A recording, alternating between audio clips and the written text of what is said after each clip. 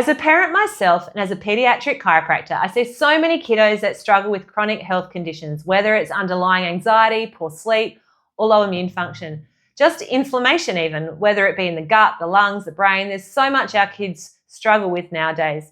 In fact, it's estimated in Australia that approximately 2 out of 3 of our kids struggle with chronic health conditions. That's insane. Chronic health conditions are long-term issues that our kids are dealing with. And in reality, our kids haven't even been here long enough to really need to struggle with these things. And that's what is so heartbreaking with all of this. Now, at the root cause of all of these struggles, we really need to look deeper at their neurological struggles, specifically when a child gets stuck in a fight or flight response. Fight or flight is the cascade of stress. It's hormones, it's the body's processes being affected by that. Digestion, respiration, heart rate, all of the above. Typically, this occurs when our kids struggle with what we affectionately call the perfect storm. Now, this is where successive stresses build up and they cause our kids, which you wouldn't usually struggle with even one of these things I've mentioned above, to struggle with multiple concerns that I've mentioned. And then they become chronic, long term. So this video is to help understand what the root cause of those struggles may look like and where to look for that and why are kids struggling with all of these things. Why are they experiencing these stress responses that lead to bigger diagnoses and bigger symptoms? We're also going to learn about how vagal tone allows for better sleep, better rest, better regulation, and helping our kids feel at ease within their environment.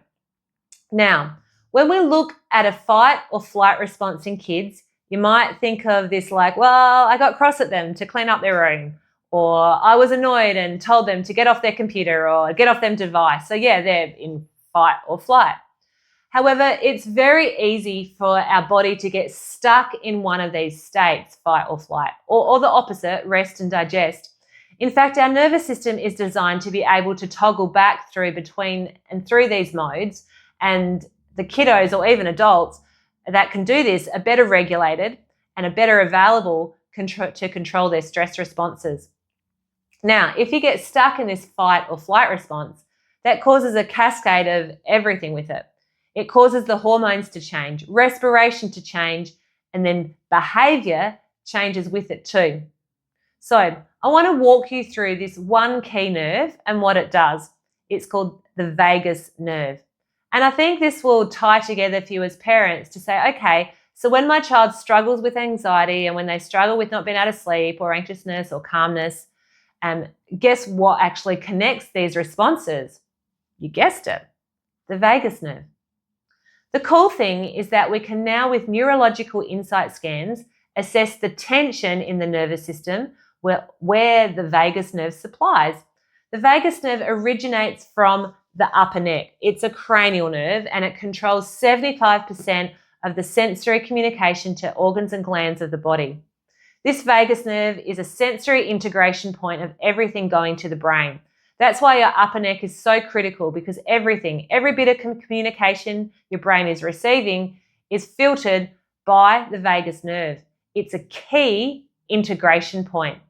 Now, if you've been on the Google and studied and researched and read the articles, you know that this vagus nerve has a big gut and autonomic connection to the lungs, to the heart, and especially to the digestive system. So it's cool then to see those connections. On our insight scans, in what's known as transition zones, so many of our kids are subluxated here. It's why in the majority of our kids that we scan in our office and look at this test, they have tone intention struggles here, because the sensory influence of the vagus nerve to the gut travels to the brain and tells the brain the wrong information. And that's why it's a vicious cycle loop, because we have stress in our bodies, which tells our brain to be stressed, but then our brain tells our body to be stressed with that. It creates a condition called dysautonomia. The autonomics are our automatic systems. Think of our heart, our lungs, our hormones, every organ system within our body. But that creates a body out of balance, an out of balance nervous system. And if our body is out of balance, what it shifts to first is fight or flight. Now, what this looks like in kids can be multifactorial, especially depending on what your kiddo struggles with. Now, this can look like heightened anxiety, worry, panic, frequent emotional meltdowns or outbursts. It can look like disrupted sleep, nightmares. It can look like lack of appetite.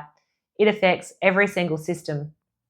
Because they're so focused on the task at hand and their nervous system can't work on anything else, and things like health conditions now become chronic, now, how do we get our kids out of this fight or flight long term? I know as parents, you've probably tried a lot at home and there's a lot of things we can do.